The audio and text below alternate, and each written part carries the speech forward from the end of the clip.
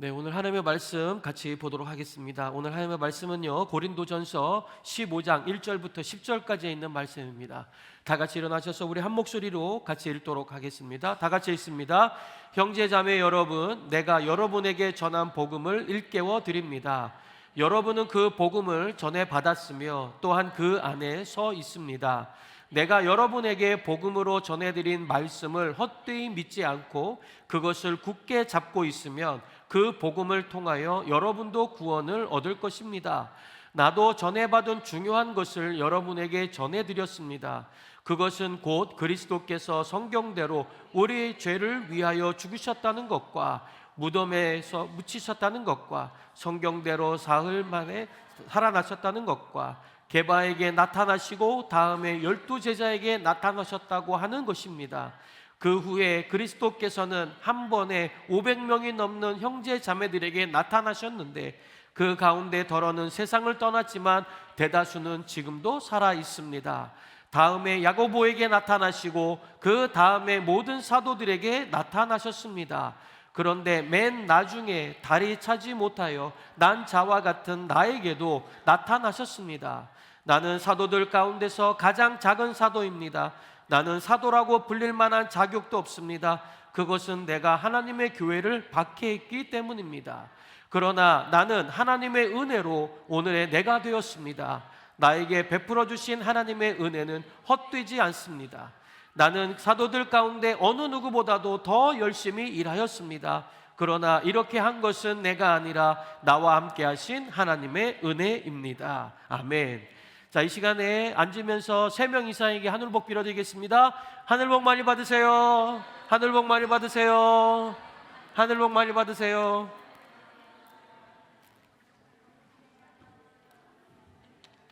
네, 하늘복 많이 받으세요. 네.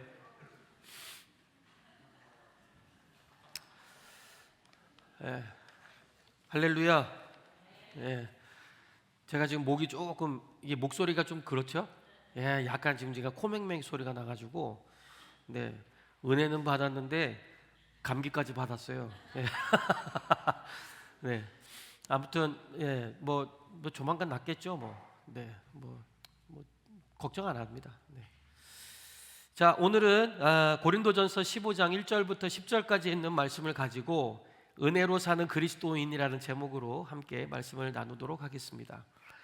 여러분, 영국의 위대한 설교가 하면 이분이 떠오릅니다. 이제 스펄전 목사님이라고 있는데 이분이 하루는 길을 지나가다가 불량 소년 하나가 새장 속에 있는 새를 막 괴롭히고 있는 것을 목격한 겁니다. 그러니까 새장에 이렇게 있는데 막 꼬챙이로 막 찔러대는 거죠. 이런 모습들을 보았다는 겁니다. 그래서 이렇게 물어봅니다. 야, 그 새를 어떻게 하려고 그러니? 라고 물어봤습니다. 그랬더니 괴롭히다가 죽일 거예요 라고 얘기했답니다. 그래서 이 소년은요, 그렇게 대답하고 이 스펄전 목사님은 이 새를 내가 그러면 2파운드를 줄 테니까 그 새를 나한테 다오, 이렇게 해서 2파운드를 받고 그 새를 다시 줬습니다. 그래서 이 스펄전 목사님이 어떻게 하셨을까요? 이 새장을 열어서 날려보냈습니다. 이틀 후에 이 부활주일에 이 스펄전 목사님이 이 이야기를 하면서 이렇게 설교했었습니다. 뭐라고 하느냐? 마귀는 인간을 괴롭히다가 죽이려고 했습니다. 그러나 하나님께서는 독생자를 내주는 엄청난 값을 지불하고 우리를 자유하게 하셨습니다. 이 사건이 예수님의 십자가요 부활의 역사입니다. 아멘. 예. 우리가 예수님을 믿는다. 그런데 무엇을 믿습니까? 제가 이 예수영전 모임을 가끔씩 이제 하다 보면요, 이런 분들이 나옵니다. 저 예수님 믿습니다. 그러면 예수님이 무엇을 믿습니까? 라고 하면 이런 분들이 꽤 있습니다. 자, 우리는 예수님의 무엇을 믿느냐? 우리는 이걸 믿는 겁니다. 따라서 해볼까요? 그의 십자가와 부활을 믿습니다. 무엇을 믿는다고요? 예, 예수 그리스도의 십자가와 부활을 우리는 믿는 겁니다. 고린도전서 15장 3절에서 4절 아까 우리 읽었던 말씀인데 그 말씀 한번 더 볼까요? 다 같이 한번 읽어보겠습니다. 시작. 나도 전해받은 중요한 것을 여러분에게 전해드렸습니다. 그것은 곧 그리스도께서 성경대로 우리 죄를 위하여 죽으셨다는 것과 무덤에 묻히셨다는 것과 성경대로 사흘날에 살아나셨다는 것. 이것이 복음의 핵심입니다. 우리가 죄악 가운데 구원받아 천국 백성이 되는 구원의 방법은 날 위해 십자가에서 죽으시고 부활하심으로 죄 사해 주시고 구원을 이루어 주신 예수 그리스도를 마음에 영접하고 믿는 것입니다. 복음은 복잡하지 않습니다. 단순합니다. 사람들은 이 단순한 것을 너무 못 믿어할 때가 있습니다.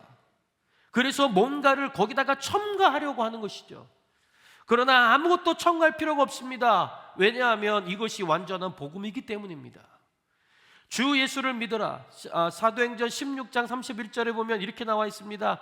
다 같이 한번 읽어볼까요? 시작. 그들이 대답하였다.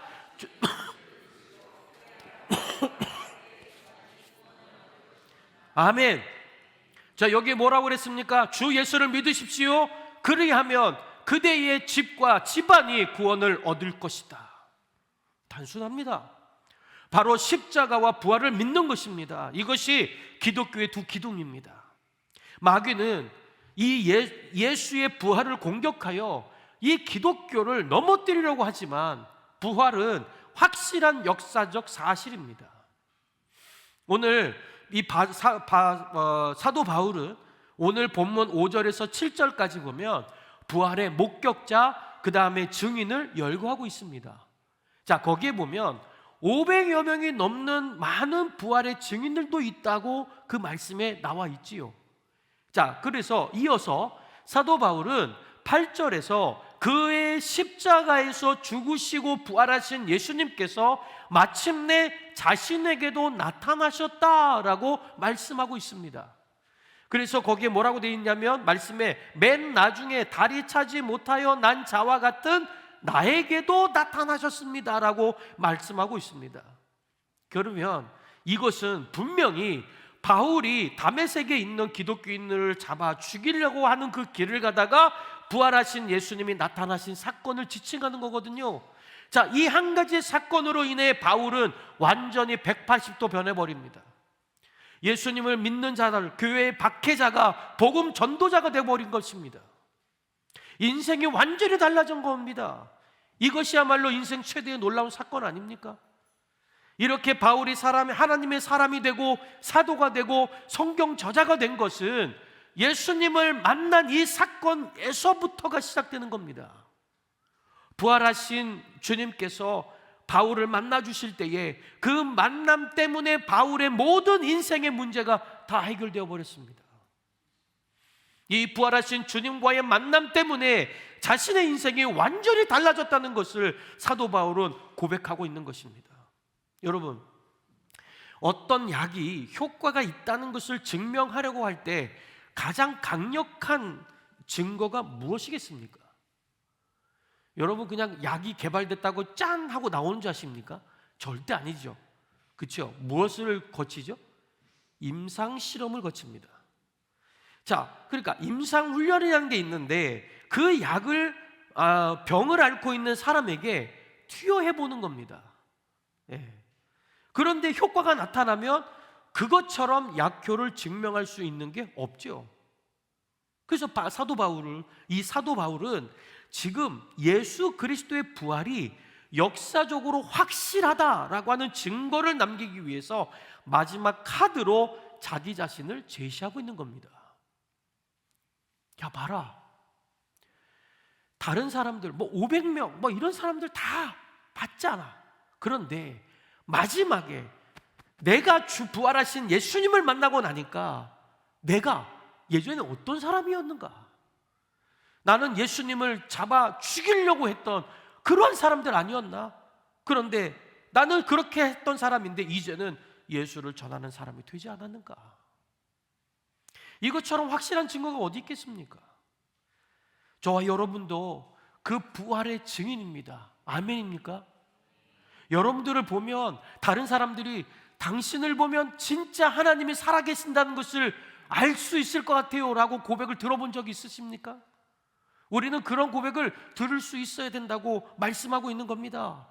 어쨌든 십자가에 죽으시고 부활하신 그 예수님을 인격적으로 만나게 되면 인생이 어떻게 돼요? 완전히 달라지는 겁니다. 그리고 우리의 인생관도 달라지고 우리의 가치관도 완전히 달라집니다. 내가 염려하며 살던 모든 무거운 짐을 다 예수께 맡기게 되고 염려 대신 평안과 안식을 누리며 살아가게 되는 것입니다. 예수를 만난다고 하는 이 경험, 이게 얼마나 중요한지 우리는 알아야 하는 것이죠. 그러니까 우리가 어느 때든지 주님과 만나는 그 하나로 인하여 우리의 모든 인생의 의미가 달라지지만, 만일 못 만난다면 그대로 아무 의미 없는 생을 평생 살아갔다고 말할 수밖에 없는 것입니다. 이 모든 일이 전적인 하나님의 은혜였다고 사도 바울은 오늘 고백하는 겁니다. 그 내용이 바로 10절입니다. 다 같이 한번 10절을 한번 읽어볼까요? 다 같이 한번 읽어보겠습니다. 시작. 그러나 나의 하나님의 은혜로 오늘의 내가 되었습니다. 나에게 베풀어 주신 하나님의 은혜는 헛되지 않았습니다. 나는 사도들 가운데 어느 누구보다도 더 열심히 일하였습니다. 그러나 이렇게 한 것은 내가 아니라 나와 함께 하신 하나님의 은혜입니다. 아멘. 지금 내가 이렇게 된 게 내가 뭔가 열심히 해서 내가 여기까지 올라온 줄 아십니까? 이렇게 얘기하는 게 아니에요. 내가 지금 이 자리에 선 것, 나는 누구보다도 열심히 열심히 일했거든요.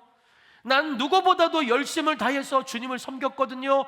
난 누구보다도 열심을 다해서 열심히 다해서 하나님의 은혜를 사모했거든요. 그것이 나의 공로로 내가 이 자리에 있다는 것이 아니오라. 전적인 하나님의 선물로 내가 이 자리에 있는 겁니다 라고 고백하는 겁니다.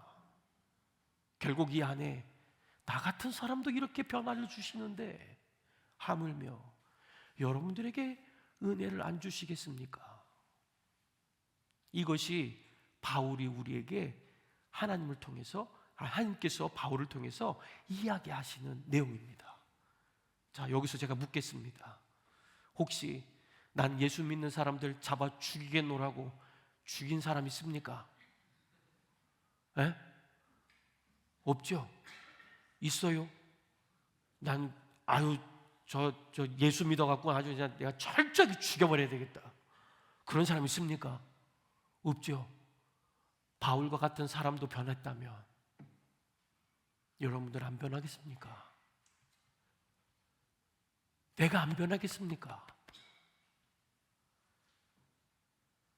처음부터 끝까지 은혜.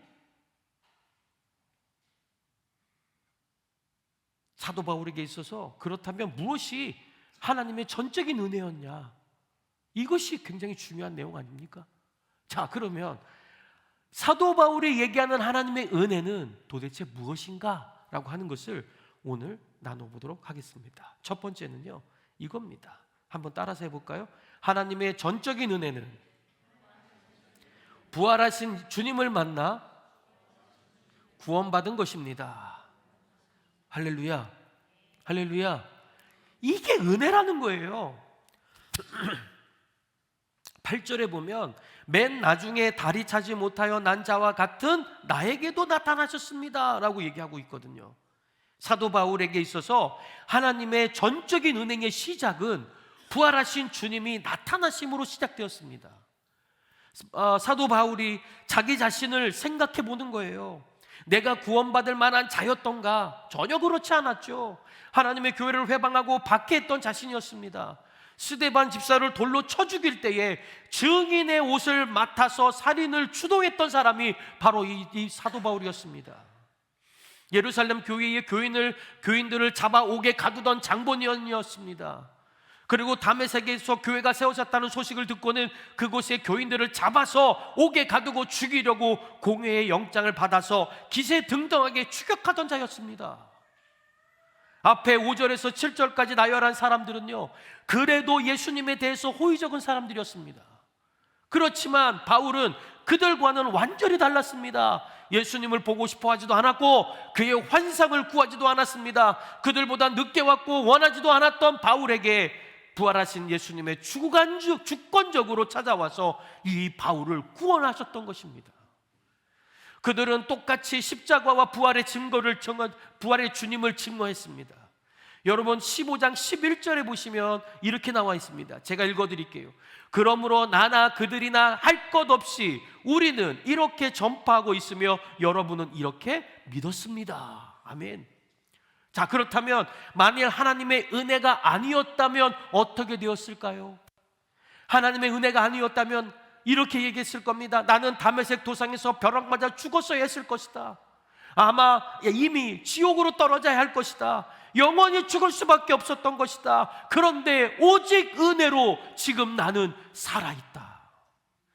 이것이 바울의 인생의 결론이었습니다. 그러기에 그는 이렇게 고백하지 않을 수가 없습니다. 나의 나된 것은 하나님의 은혜로다. 그래서 그것을 신학적인 용어로 전적인 은혜다라고 얘기합니다. 사도 바울이 교회를 핍박하는 자로서 언제 자신을 구원해달라고 애환장한 적이 있습니까? 그저 자기의 의의를 드러내고 싶었을 뿐이었습니다. 그래서 그 의의를 기독교인 박해라는 창구를 통해서 표출하고 있었던 것일 뿐이었습니다. 그러나 주권자이신 하나님이 전적인 선택과 은혜에 의해서 그에게 부활하신 주님이 직접 찾아가서 만나 주셨던 것이죠. 그를 구원하여서 이방의 사도로 세우셨습니다. 이건 정말 전적인 하나님의 정말 전적인 은혜로만이 가능한 것이었습니다. 우리가 믿고 싶어서 믿는 것 같지요? 여러분, 우리가 하나님을 믿는데 우리가 믿고 싶어서 믿는 것 같습니까? 우리가 구원받고 싶어서 구원받는 것 같지요? 그러나 사실은 그게 아닙니다. 하나님의 전적인 은혜로 우리를 택하시고 예수님을 영접하여 믿게 하시고 구원을 받게 하신 것입니다. 그래서 구원을 뭐라고 해요? 선물이다 라고 얘기하잖아요. 내가 아무리 믿으려고 해도요, 믿어지지 않는 것도 있습니다. 정말 믿으려고 노력을 하는데도요, 믿어지지가 않는 거예요. 그것처럼 안타까운 게 어디 있습니까? 세상에는 아무리 믿으려고 해도 믿어지지 않는 사람도 많습니다. 그런데 지금 우리는 뭐 하고 있어요? 여러분들이 고백해 보세요. 제가 너무 무겁게 해요? 여러분들은 어떠세요? 예? 나는 다른 사람들은요 정말 믿고 싶대요. 정말 네가 얘기하는 거 믿고 싶대요. 근데 안 믿어지는 걸 어떻게 하냐요. 예? 그런 사람들 보니까요, 아유 불쌍한 놈, 내가 이랬거든요.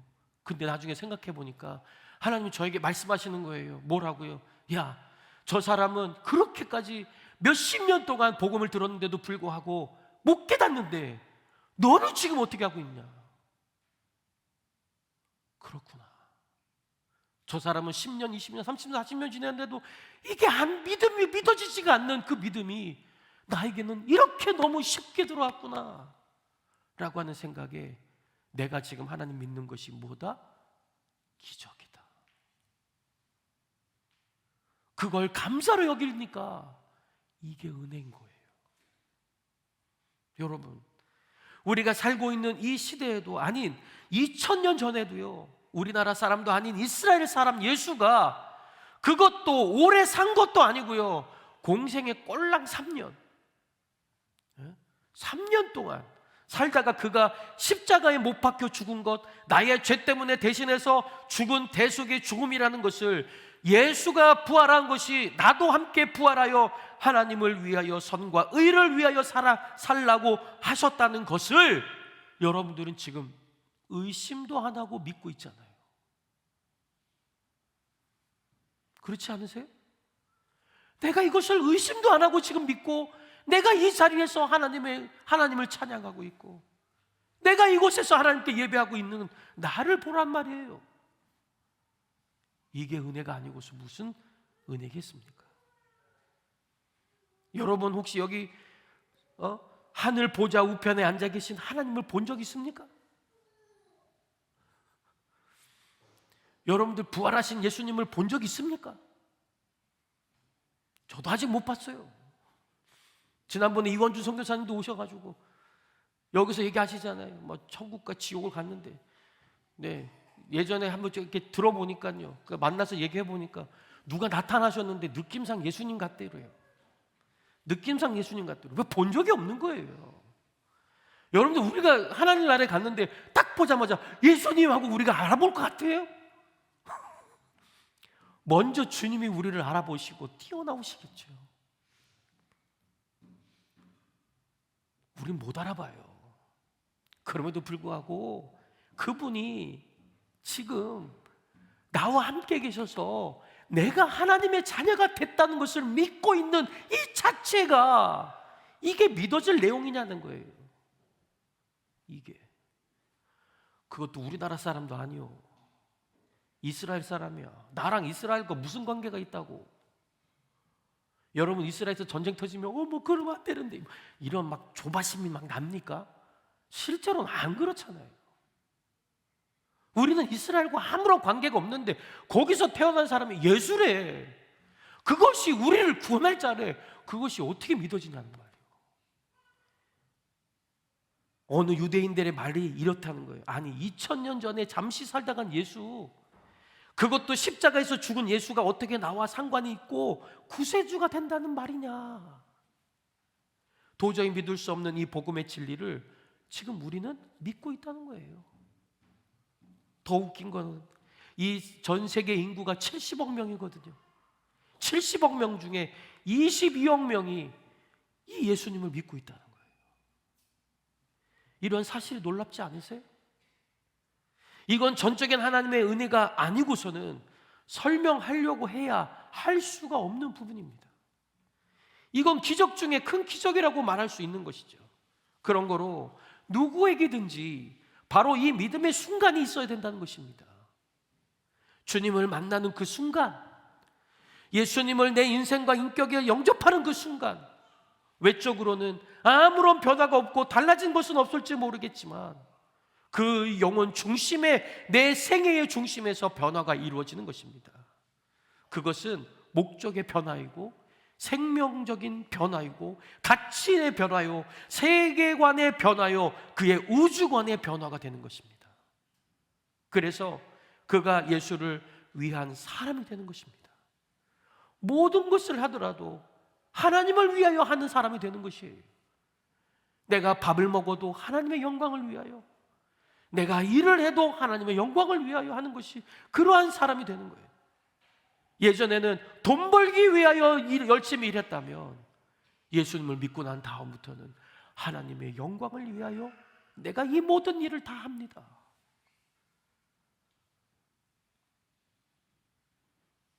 완전히 달라지는 겁니다. 그래서 바울도 만삭되어 나오지 못한 자 같은 내게도 나타났다. 그렇게 사도 바울은 굉장히 감격하면서 지금 이 이야기를 하고 있는 겁니다. 여러분들에게도 이런 주님과의 인격적인 만남이 있었습니까? 요한복음 14장 6절을 보면 이렇게 나와 있습니다. 다 같이 한번 읽어볼까요? 시작. 예수께서 그에게 말씀하셨다. 나는 길이요 진리요 생명이다. 나를 거치지 않고서는 아버지께로 갈 사람이 없다. 아멘. 생명의 주님이신 예수님과의 이런 만남을 통해 변화받고 새 사람이 되는 하나님의 은혜가 우리에게 있어야 된다는 것을 이 말씀을 통해 알려주고 계시는 겁니다. 사랑하는 성도 여러분, 여러분들에게 인격적으로 주님을 만나신 적이 있습니까? 만약에 생각해 보니까 그런 만남이 없거든, 오늘 하나님께 구하시기 바랍니다. 하나님, 저 인격적으로 주님을 만나고 싶어요. 믿어지긴 하지만 인격적으로 주님을 만날 때에 나의 가치관도 변하고 나의 생각, 내가 이 사도 바울처럼 완벽하게 변화가 되는 것을 여러분들도 동일하게 경험하게 될 줄로 믿습니다.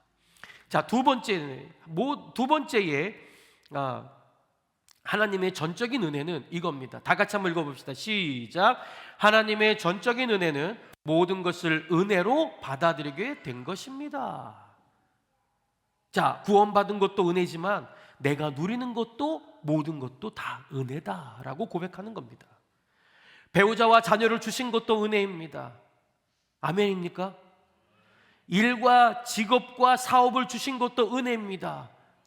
살 집을 주신 것도 은혜입니다. 건강을 주신 것도 은혜입니다. 좋은 교회에 속하게 해주신 것도 은혜입니다. 일할 수 있도록 사명과 직분을 주신 것도 은혜입니다. 천사도 흠모하는 복음을 전하는 특권을 주신 것도 우리에게 은혜입니다.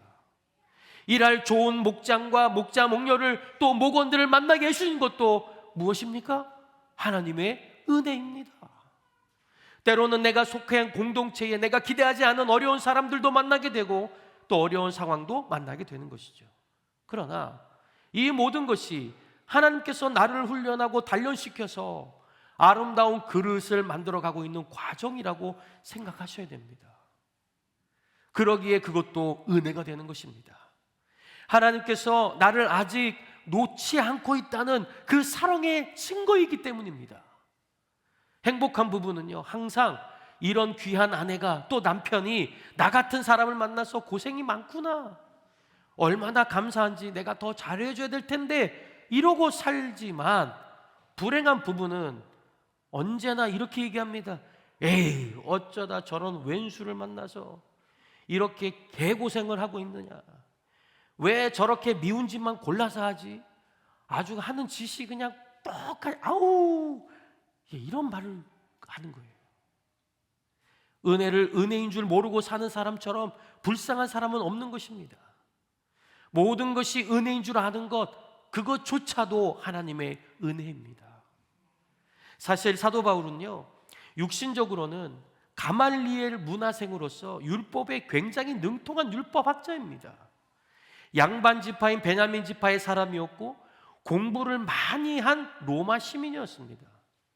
또 오늘날로 하면 좀 이런 겁니다. 서울대 법대를 나와서 판사를 하고 있는 사람, 그리고 예수를 믿는 기독교인들을 핍박하고 옥에 가두고 잡아 죽이고 혈기가 등등해서 살인과 폭행을 저질렀던 그 사람, 이 사람이 어떤 사람이었을까요? 교만한 사람이었습니다. 상당히 교만한 사람이었습니다. 그랬던 그가 8절에 만삭되지 못하여 난 자 같은 나라고 하더니 결국 9절에서는요, 나는 사도 중에 가장 작은 자다, 나는 하나님의 교회를 박해하였으므로 사도라 칭을 받기 감당하지 못한 자다, 사도 중에 가장 작은 자다, 사도라 칭함을 받기 감당하지 못할 자다 라고 뭐 하고 있어요? 자기를 낮추고 있는 겁니다. 여러분 생각해 보세요. 사도들이 누구였어요? 베드로. 여러분 베드로는 어떤 사람이었나요? 여러분 베드로는요, 어부였습니다. 제가 이 항구 도시를 이제 돌아다니면서 이제 한번 봤거든요. 근데 이 고기 어선을 하시는 분들이 있어서 그분들을 이렇게 만나러 다닌 적이 있었는데, 그분들에게 제가 들었던 소리가 이거였습니다. 그때 제가 전도사 시절이었는데, 전도사님, 이 바다에서 일하는 사람들은 어떤 성격의 사람들일 것 같아요? 라고 물어보시더라고요. 그런데 거칠대요. 저는 그랬거든요. 대답을 못했어요. 제가 뭘 어떻게 알아요? 그런데 배를 타고 나가는 그 순간부터 이분들은 긴장의 시작인 거예요. 왜요? 바다의 날씨를 알 수가 없거든요. 분명히 나갈 때는 평안하거든요. 나가면 나갈수록 이분들은 보통 가는 데만 보통 4시간, 5시간, 6시간 간대요. 그러고 나서 잡는 시간은 보통 서너 시간도 안 된다고 하더라고요. 그 시간에 이 어선을 꽉 채워오지 않으면 오늘 하루는 또 공치는 날인 거예요. 그리고 맨 잔챙이들만 잡히면 안 되는 거죠. 그러니까 그거를 다 이렇게 일일이 조정하면서 가니까 막 이 예민한 거예요. 그 막 이 쌍소리도 막 나오고요. 막 일을 제대로 못하면 막 중간에 뭐가 꼬이잖아요. 그러면 막 이 그물이 꼬이기 시작하면 이걸 또 푸느라고 일도 못하는 거예요. 그날 공치는 거예요. 뭐라도 하나가 조금만 빗나가면 그냥 다 공친다는 거예요. 그러니까 얼마나 민감하겠어요. 근데 이 민감한 이분들, 그런데 지금 이 바울은 그런 사람들보다 나는 더 못한 사람이에요 라고 얘기한다는 거예요.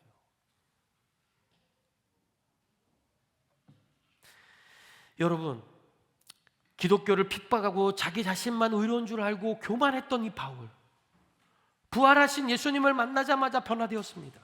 무엇보다도 어떻게 해요? 겸손해졌습니다. 부활하신 주님을 만나고 나니까 자신의 신앙과 생각과 열심이 완전히 잘못되었다는 것을 본인이 깨달았다는 것이죠. 그래서 그는 교회를 핍박한 과거 전력 때문에 다른 사도들보다 작은 자다, 사도라 칭함을 받기를 감당치 못할 자로 자기가 자처한 것입니다. 처음부터 제자로 주님을 쫓아서 동고동락하며 천국 복음을 배우고 익힌 베드로나 요한에 비하면 자신은 아무것도 아니라는 존재, 이것을 겸손함으로 나타내고 있다는 사실입니다. 우리의 문제는 자기가 하고 있는 일을 너무 크게 생각하고 있는 게 항상 문제가 됩니다. 자기를 너무 위대하게 생각하기 때문에 문제가 돼요. 교만은 패망의 선봉이요 넘어짐의 앞잡이라고 했거든요. 사람들은 가만히 보면 언제든지 위에 올라서려고만 하죠. 위에 올라서지 않으면 일을 아예 안 하는 경우를 자주 봅니다. 이런 사람들도 있습니다. 열심히 일은 하는데 꼭 회장이 돼야만 해야 하는 거예요. 교회에서도 마찬가지예요. 뭐 여성교회나 남성교회나 하면은 꼭 그냥 일을 하면 되는데 꼭 회장이 돼야 되는 거예요. 회장이 될 때만 하고, 그리고 회장이 하게 되면 하고, 그리고 회장을 그만둔 다음에는 딱 뒷전에 물러나서 딱 뒷짐지고 있는 거예요. 무슨 자리가 주어져야 돈을 내고 앞장서고, 그러다가 멍석을 접으면 아무것도 안 해버립니다. 맨 위에서 뭔가 한다고 하면 얼마나 열심인지 모릅니다. 그러나 둘째 자리, 셋째 자리에서 일을 하라고 하면 안 합니다. 그런 사람들이 참 많습니다. 그러나 바울은요, 그렇지 않았다는 거예요. 부활의 주를 만나본 사울의 마음은 그렇지 않았다는 겁니다. 난 사도 중에 지극히 작은 자다. 그런 거로 다른 사도의 지시를 따르고 도움을 받아야 하고 나는 그러한 존재가 되었다라고 고백하는 겁니다. 이것이 은혜 받은 사람의 바울의 자기 인식입니다.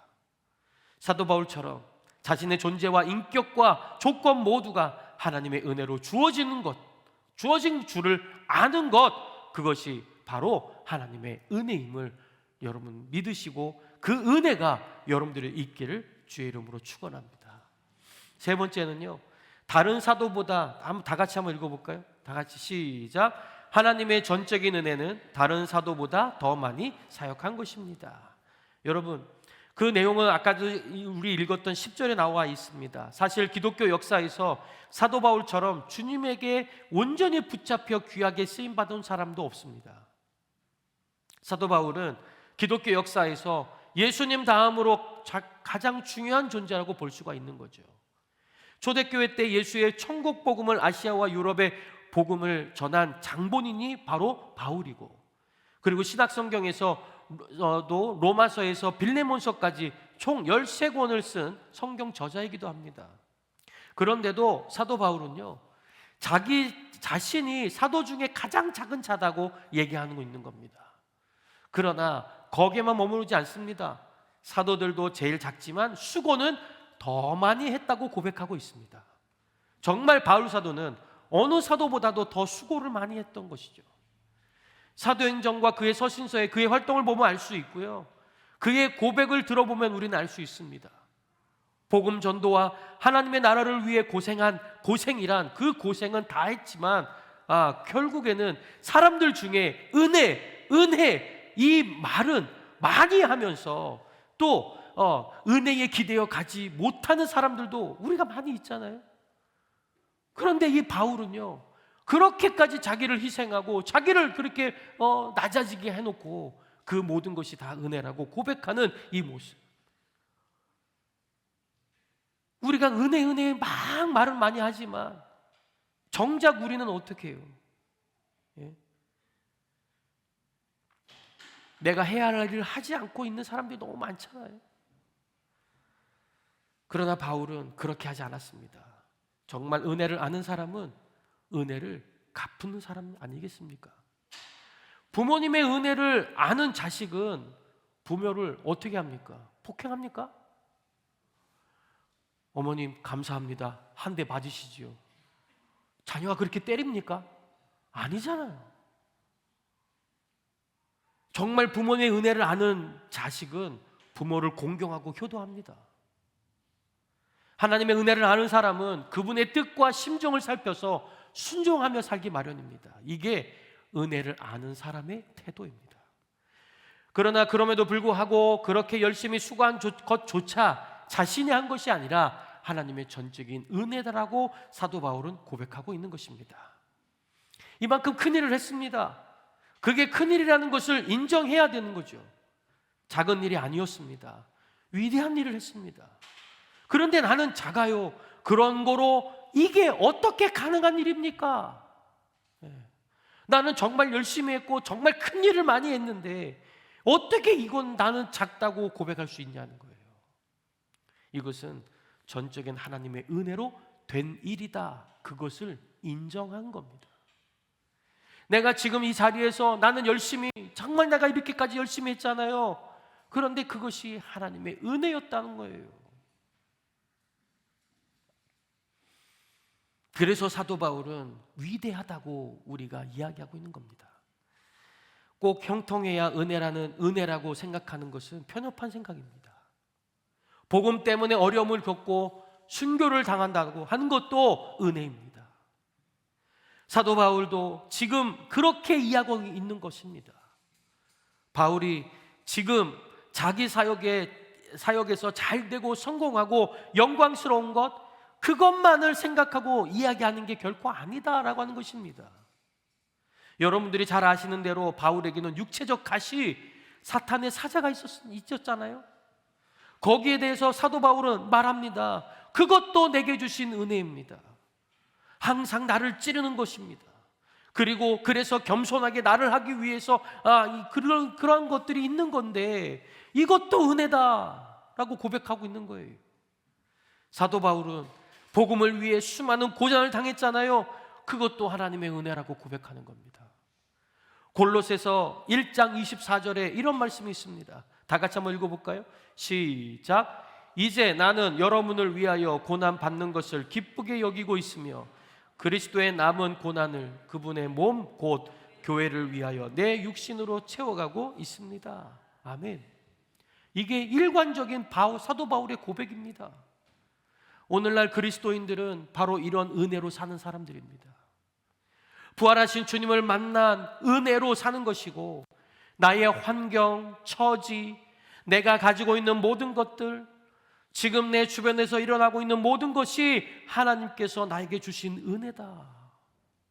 아무것도 할 수 없었던 내가 지금 하나님의 일을 감당하고 있는 것 자체가 은혜로 여기고 사는 사람들이 바로 예수를 믿는 사람들이 바로 우리들의 삶이 되는 것입니다. 전적인 하나님의 은혜로 오늘 자신이 있다고 생각하는 이 바울처럼 하나님의 전적인 은혜로 주님을 만나 모든 것을 은혜로 바라보는 영적인 안목이 여러분들에게도 열리기를 바랍니다. 그리고 남은 평생 주님의 나라와 의를 위하여 최선을 다하고 수고하고 나서도 내가 아니었으면 이거 다 못했습니다 라고 고백하는 것이 아니라 이 모든 것이 다 하나님의 은혜였습니다. 그래서 저는 제가 아직 이런 얘기하기가 좀 부끄럽지만 저는 제가 이 세상 떠날 때에 마지막 말을 준비해 놨습니다.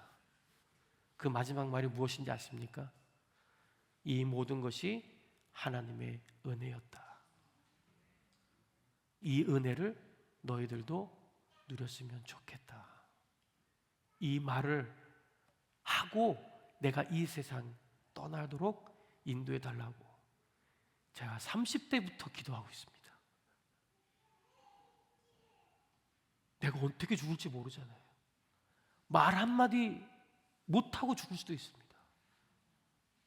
하나님, 이 고백, 내가 살아있을 때 나에게 주신 모든 것이 하나님의 은혜입니다. 지금 내가 살아가는 것도 하나님의 은혜입니다. 내가 저놈 새끼 때문에 아주 그냥 마음을 이러고 있는데 그것 또한 하나님의 은혜입니다. 모든 것을 다 하나님의 은혜로 바라볼 수 있는 내 안목이 오늘 이 시간 열리게 되어서 은혜의 포로자, 믿음의 종들이 다 되시기를 주의 이름으로 축원합니다. 찬양팀 나오세요. 오늘 우리가 같이 한번 이 찬양을 하고 싶어요. 뭐냐면요, 주님의 은혜로라고 하는 이 찬양인데요, 여러분, 우리는 주님의 은혜 아니면 살아갈 수가 없습니다. 이 주님의 은혜가 아니고서는 우리는 살아갈 수 없습니다. 이 고백이 오늘 저와 여러분들의 고백이 되기를 바랍니다. 이 고백이 그냥 나오는 고백이 아닙니다. 정말 내가 지금 이 자리에 있는 것 자체가 그냥 뭐지? 아니, 내가 그동안 잊고 살았던 나, 하나님의 은혜, 하나님의 사랑을 잊고 있었던 나, 그렇지만 오늘 말씀을 통해서 깨닫게 하셨다면 그것 또한 하나님의 은혜가 아니고 뭐겠습니까? 내가 입술을 열어 찬양할 수 있고 내가 지금 생각할 수 있는, 하나님을 생각할 수 있는 그것도 하나님의 은혜입니다. 이 마음으로 이 찬양을 한번 같이 했으면 좋겠습니다. 이 찬양이 오늘 우리 모두의 고백이 되기를 바랍니다. 같이 찬양하겠습니다.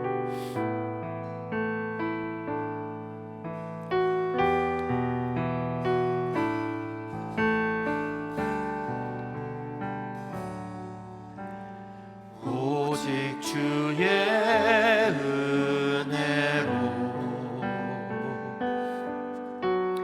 지금 여기 서 있네.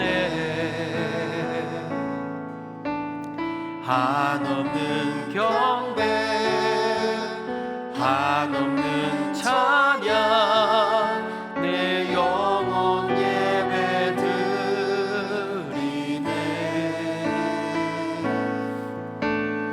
나를 위해 이 땅에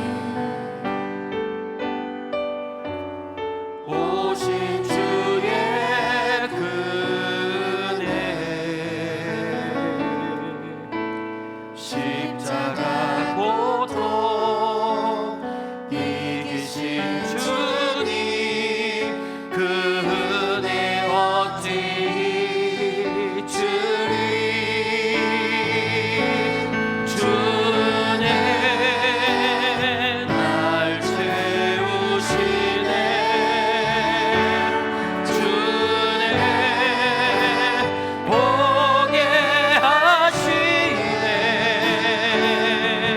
살아가는 동안 은혜로만 살리. 십자가 은혜로. 다시 한번, 오직 주의 은혜로 내가 여기 있습니다.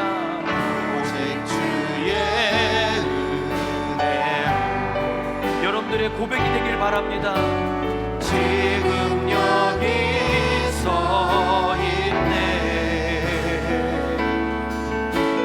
한없는 경배, 한없는 찬양, 내 영혼 예배 드리네.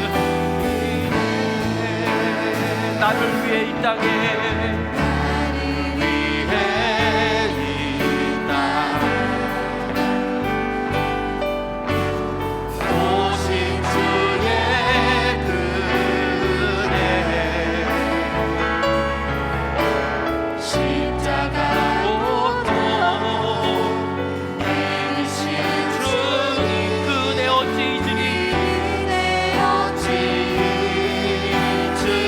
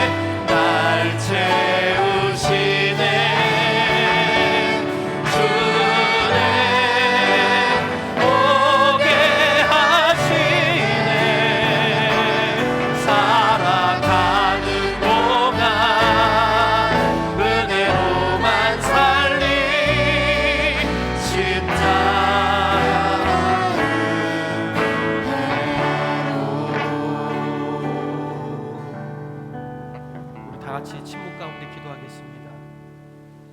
말씀 가운데 나에게 주시는 말씀을 오늘 결단에 적으신 분들은 그 말씀을 가지고 순종할 수 있기를 기도하시기 바랍니다.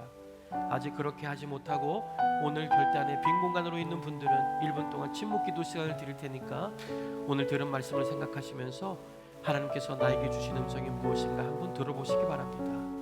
침묵 가운데 가만히 기다리시면서 오늘 말씀 가운데 나에게 가장 필요로 하는 말씀이 무엇인지, 내가 행동으로 옮겨야 할 것이 무엇인지 한 가지를 정하시기 바랍니다. 그리고 듣는 가운데 하나님께서 말씀 주시는 것이 어떤 것인지 들어보시고 그것을 결단으로 옮기시기 바랍니다. 헌신하시고 싶으신 분들은 지금 이 시간 앞으로 나오셔서 헌신 카드 작성하시고 또 하나님 앞에 기도 요청하시면 제가 여러분들 위해서 기도해드리도록 하겠습니다. 다 같이 침묵 기도 하겠습니다.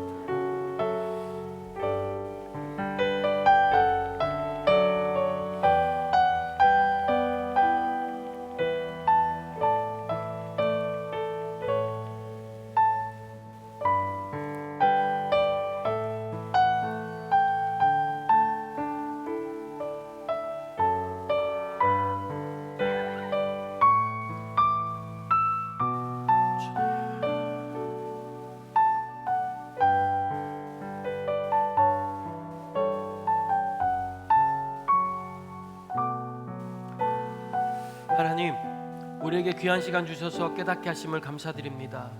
오늘 이 말씀 기억하게 하십시오. 해주십시오. 은혜로 살아가는 우리들이 되게 원합니다. 잃어버렸던 은혜를 되찾는 이 자리가 되기를 원합니다.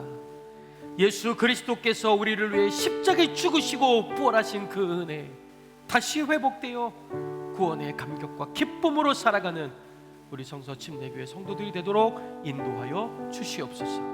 예수 그리스도의 이름으로 축복하며 기도하옵나이다. 아멘. 다 같이 자리에서 일어나셔서 나는 주를 섬기는 것에 후회가 없습니다 라고 하는 이 찬양 하실 때에 난 예수를 믿어야 되겠다, 세례를 받아야 되겠다, 침례를 받아야 되겠다 결단을 하시는 분들은 앞으로 나오셔서 헌신카드에 기록하시고 8월 첫 주에 있는 예수 영접 모임에 오시길 바랍니다. 혹시 기도가 필요하신 분들 앞으로 나오시기 바랍니다. 하나님께서 여러분들의 헌신을 통해 하나님을 경험하게 하실 줄로 믿습니다. 우리 같이 찬양하겠습니다.